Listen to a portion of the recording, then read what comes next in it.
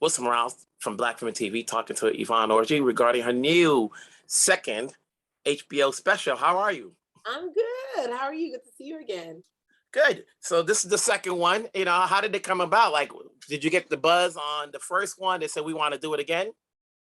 Well, no, after the first one, I was very happy with it, and HBO was very happy with it. And I'm not necessarily that one that's like I gotta just churn out another one. I only want to do specials when I know I can make them special.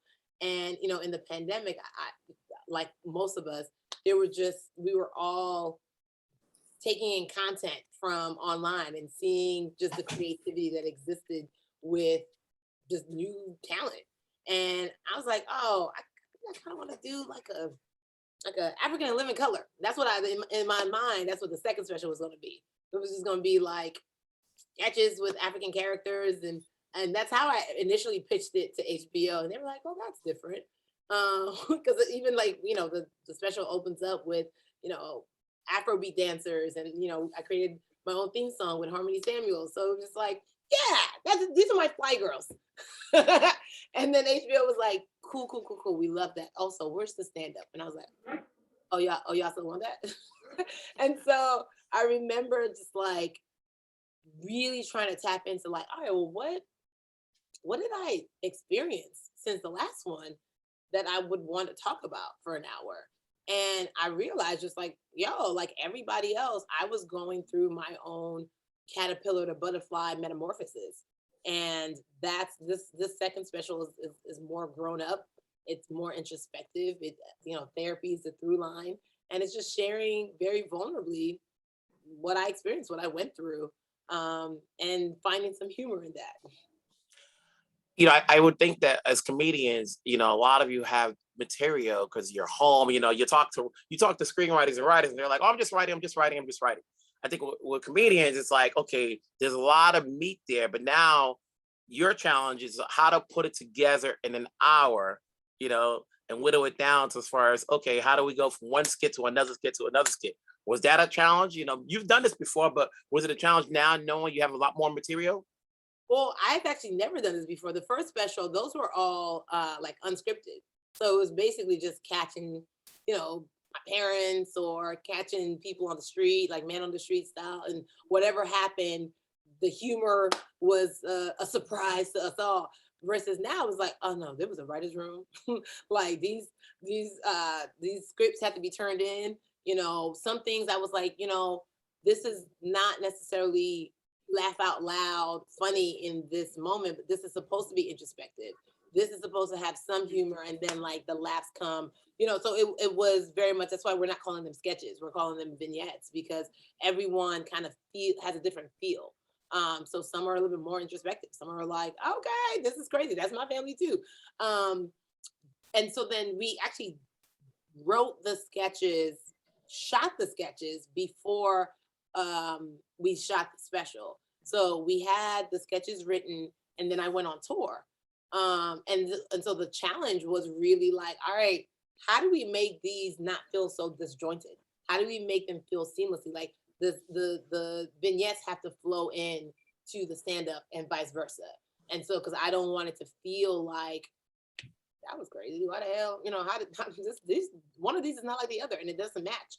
And so that was the challenge of like literally making it flow for a full hour. And then I had to kill some of my stand-up babies because we have about 18 minutes of the vignettes. And so I'm like, well, I was just touring an hour and 15 minutes. So which of these jokes gotta go?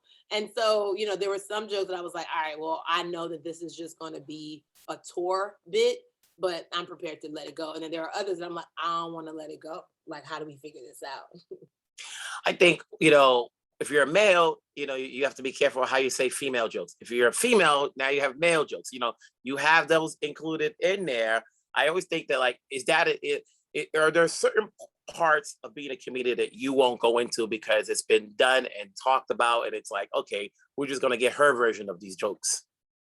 Yeah, I love when men come to my show. Like women come to my show, but like men come because their woman's coming, so it's like date night. But I love when they are as invested as their girlfriends or their wives or whatnot. And so yeah, like I have bits in there that I know are specifically targeting men because I grew up with three older brothers. My dad was a chief. I have a lot of male energy surrounding me. So I'm a little tapped into like what they're laughing at, what the foolishness that they say and do. And I'm like, I got you now. We in the bag. Let's talk about y'all because I know it's equal opportunity because I'm gonna talk about I'm gonna talk about us. And so for me, I'm not just like, oh, there's this joke that everyone's doing. Let me put my spin on it. I'm like, no, because I'm not. That's not what I do. I'm more like, what happened in my life? What happened? What am I observing? What conversations are coming up a lot for me? And that's really how the special was written. It was really trying to tap into what conversations am I having over and over and over again. And so what does that say? Okay, what is my take on those conversations? And so like even estate planning, I don't know if you can make estate planning fun, but when you estate plan with African parents, you're like, oh Jesus Christ of Nazareth. Oh, there's humor in here. And then you pull one string and you pull another, and you're like, wait, a lot of people don't have no wills. Like people who should, like who have the money to have the lawyers. So then it's just kind of like, and it's not like I'm trying to public service announcement, but it's kind of like speaking about conversations that I was having, friends, young friends who are losing their parents, and they're like, girl, I have to go to North Carolina and be basically the guarantor of this state. I don't know where anything is. I haven't been to North Carolina in 50 years. So it's just kind of like, oh snap.